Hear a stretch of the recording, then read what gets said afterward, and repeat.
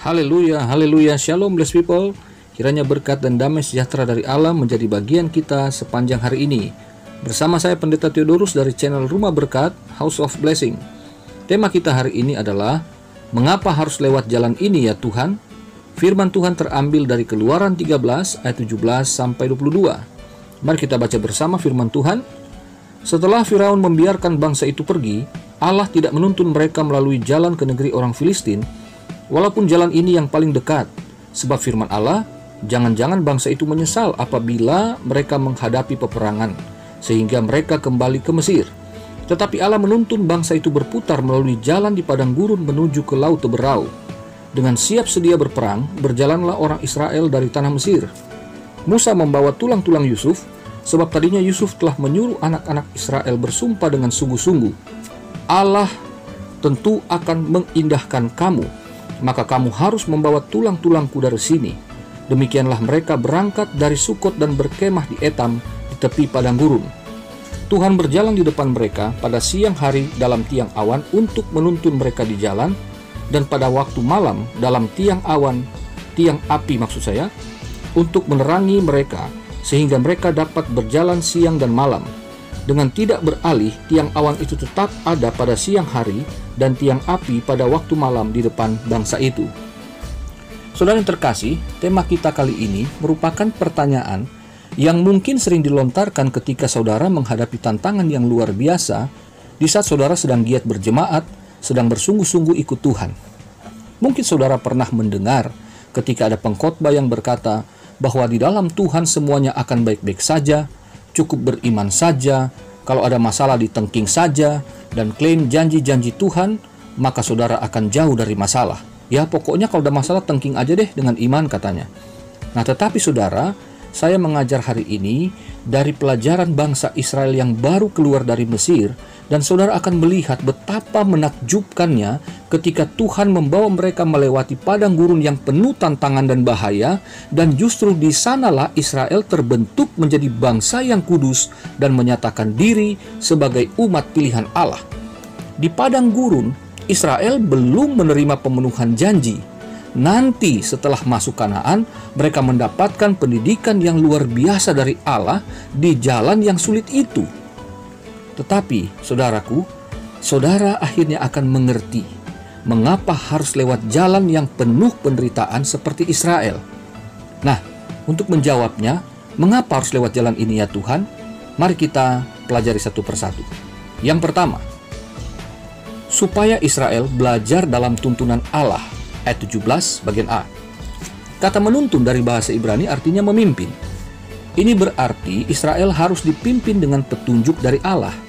Setelah keluar dari Mesir, pemimpin mereka bukan lagi Firaun tetapi Allah. Sebagaimana Israel pernah tunduk dan taat mutlak kepada Firaun, demikianlah mereka harus tunduk dan taat mutlak kepada Allah dengan segala aturan, perintah, dan ketetapannya. Kesetiaan Israel kepada pimpinan Allah itulah yang akan memurnikan sikap hati dan perilaku mereka, dan itu terjadinya di padang gurun. Bagaimana dengan saudara? Kedua, supaya Israel tidak terbiasa mengambil jalan pintas. Ayat 17 bagian B. Sesungguhnya ada jalan baik menuju ke negeri orang Filistin dengan melewati pantai. Tetapi jalur ini akan membuat mereka melewati banyak benteng Mesir di tengah jalan yang mana mereka belum siap jasmani maupun kejiwaannya untuk berperang apabila dihadang oleh musuh. Jadi saudaraku, jalan tercepat dan teraman dari Tuhan ialah berputar melalui padang gurun menuju Laut Teberau. Ayat 18 bagian A. Padang gurun adalah gambaran kesusahan hidup, dan Laut Teberau merupakan jalan buntu. Tapi ingat saudara, Tuhan membawa Israel berputar, bukan berputar-putar ya. Justru di padang gurun dan di Laut Teberau, Israel melihat mujizat Tuhan yang dahsyat. Bagaimana dengan saudara? Yang ketiga, supaya Israel memiliki mental yang kuat, mental baja. Ayat 17 bagian C. Di padang gurun, dengan ketidaksiapan Israel untuk berperang, maka Tuhan harus mengubah lebih dahulu mentalitasnya. Ratusan tahun orang Israel diperbudak oleh Mesir, tentu di bawah alam bawah sadarnya Mereka merasa Mesir dan bangsa lainnya terlalu superior untuk mereka hadapi. Itu sebabnya Tuhan perlu menginstal ulang mindset orang Israel bahwa mereka adalah umat perjanjian yang telah dipilih berdasarkan perjanjian Allah dengan Abraham, Ishak, dan Yakub nenek moyang mereka. Sedangkan kita umat Kristen adalah hamba kebenaran dan hamba Allah, bukan lagi hamba dosa, kata Rasul Paulus dalam Roma pasal 6 ayat 18 dan ayat 22. Jadi, mental pecundang diubahkan menjadi mental pemenang. Mental budak Mesir diubahkan menjadi mental hamba Tuhan. Bagian yang tersulit itu, saudara, bukanlah Israel keluar dari Mesir, tetapi mengeluarkan Mesir dari hati dan pikiran orang Israel, itulah yang tersulit. Ini terbukti di kemudian hari. Bagaimana dengan saudara? Haleluya. Yang keempat, supaya Israel siap menghadapi peperangan, ayat 18 bagian B. Dengan berjalan memutar, Israel memiliki waktu banyak untuk berlatih perang di bawah kepemimpinan Musa. Menurut sejarawan, Musa adalah seorang jenderal yang telah memenangkan banyak pertempuran di masa mudanya, sehingga konon dengan kesuksesan dari pengalaman tempurnya itu, ia menjadi kandidat Fir'aun. Pada intinya, Tuhanlah yang sesungguhnya yang telah memberikan kekuatan dan kemampuan berperang itu, tetapi tentu ada orang yang harus melatih Israel berlatih berperang dengan teknik yang baik yang lazim pada waktu itu. Demikian juga dengan saudara. Saudara memang mendengarkan firman Tuhan yang diilhamkan oleh Roh Kudus, tetapi tentu ada hamba Tuhan yang harus menyampaikannya sehingga saudara terlatih untuk menghadapi segala situasi dan kondisi. Yang kelima, supaya Israel mengarahkan pandangannya ke depan. Ayat 19. Jika Israel berfokus pada tanah Kanaan yang dijanjikan Tuhan, yaitu tanah yang berkelimpahan dengan susu dan madunya, tanah yang penuh damai sejahtera, maka tentu kenangan akan Mesir perlahan-lahan akan terlupakan dari hati dan pikiran orang Israel. Kehidupan terus berjalan ke masa depan. Masa lalu yang terpahit sekalipun hanyalah kenangan yang sekilas saja untuk menjadi perenungan. Kemudian sadarilah bahwa hidup di masa kini untuk menyesuaikan diri dengan kenyataan bahwa perubahan itu untuk kehidupan masa depan yang lebih baik. Israel di padang gurun harus berbeda dengan Israel saat masih di Mesir. Bagaimana dengan saudara? Yang keenam, supaya Israel tidak mengharapkan zona nyaman, ayat 20. Melewati jalan yang biasa mungkin ada jaminan makanan minuman di sepanjang jalan itu, tetapi rombongan dengan jumlah yang besar bisa dianggap ancaman bagi bangsa-bangsa yang kapan saja bisa menyerang mereka. Itu sebabnya Tuhan melatih mereka di padang gurun agar selalu Israel berwaspada dengan keadaan di sekitar mereka. Dan itu terbukti ketika mereka dalam ketidaktaatan sehingga mereka harus berputar lebih jauh dan lebih lama lagi. Mereka kemudian harus bertempur dengan bangsa-bangsa yang di wilayah tempat Israel melewati dengan rombongan yang besar itu. Wilayahnya dilewati, mereka merasa terganggu, mereka menyerang, tetapi akhirnya Israel dapat melakukan perlawanan dan memenangkan pertempuran. Yang ketujuh, supaya Israel terbiasa bergantung kepada Allah, ayat 20 dan ayat 21.